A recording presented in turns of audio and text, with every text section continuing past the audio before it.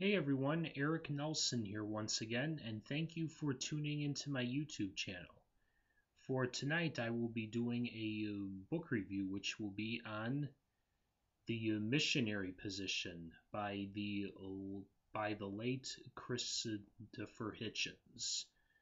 Now, I know that this book has been out for quite a long time, and actually it was published in 1995, and even though Christopher Hitchens actually wrote so many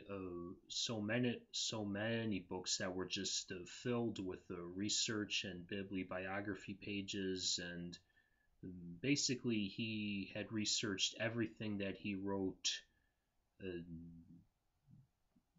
to a T. However, this book is a little outdated, and I will get to that part later on in the review. However, and as I said only a few seconds ago, I know that this book has been out for a really long time, but I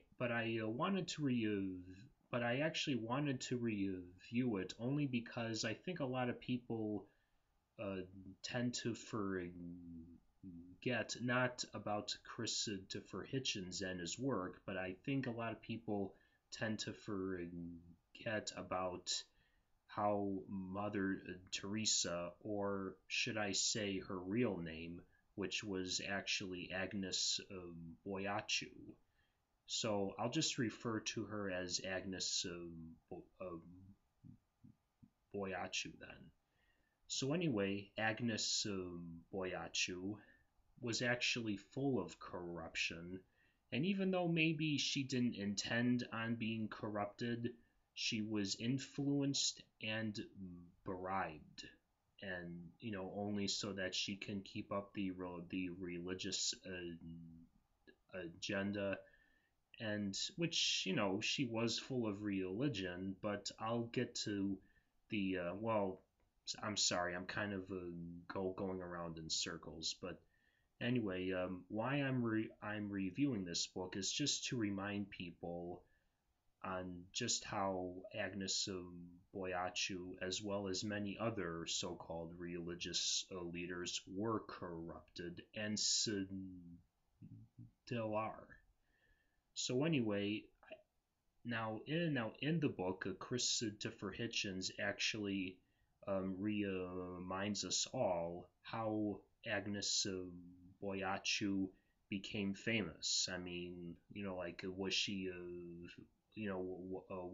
like a reality television star where she was just so famous for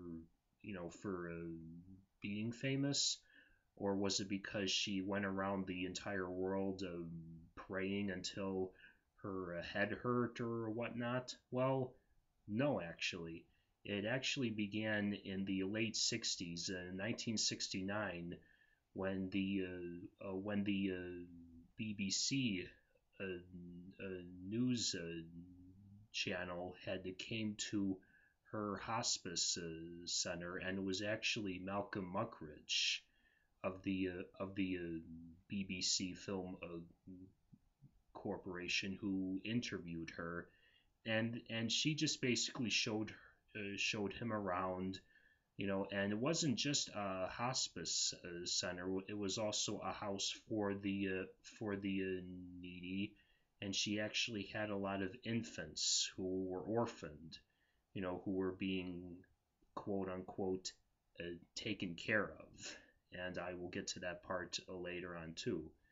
So anyway, after they filmed the interview, and after they had gone through the developing process of the film and editing it, they act they had seen that the film was actually had actually needed more lighting. So, and this was back in '69, and the age of the Kodak film wasn't all that like updated. So what they did was that they just hired the light, and then when they saw the finishing touches on the film, Malcolm Muggeridge thought it was actually divine light and not the light from the from the updated Kodak. So he made the assumption that it was Mother Teresa, I'm sorry, Agnes Boyachu's divine light that made the film so spectacular that it was her own religious power that lightened up the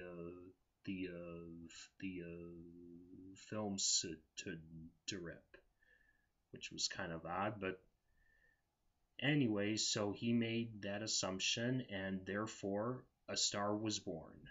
And so that's when she was shoved into the mainstream, and she was being portrayed as a religious figure who wanted to help the needy and the dying. However, in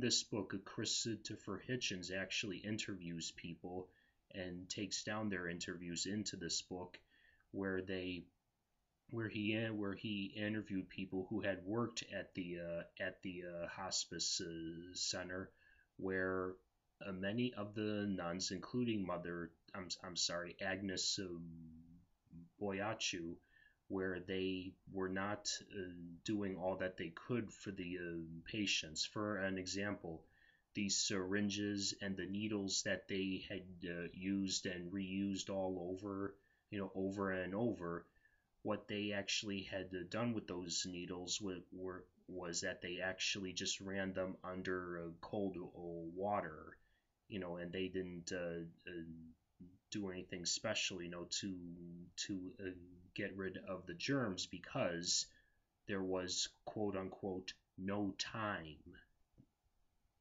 Yeah. And also there was actually one incident where this one young kid needed a simple surgery on his kidney, and that employee had said, well, what can we do about it? And then they were like, well, we can't do anything. And she was like, well, can't we just take him to the hospital? It's not that far. And the one nun had said, well, no, we can't do that, because if we did that for him, we would have to do that for everyone who has a simple problem. Yeah. So basically, they needed all the. So basically, I guess they see that the more patients that they have in their hospice center, the better off that the hospice is. But of course, the lives of the people really doesn't matter. I don't know. And then, of course, Agnes Boyachu used her image to end, to end abortion, and also spoke out against homosexuality, even though that she had claimed many times that she had only wanted to help the needy, but she used her own image as a marketing tool for politics, which is okay, because, and especially if you're in places like America. However, when you make a statement that you want to do only one thing, like help the needy, why don't you stick with it? And then, of course, like in this book, it is revealed that she really didn't care about the needy. Now, as I said before, many years after this book was published, I believe it was in 2007, when some of her private letters had actually resurfaced.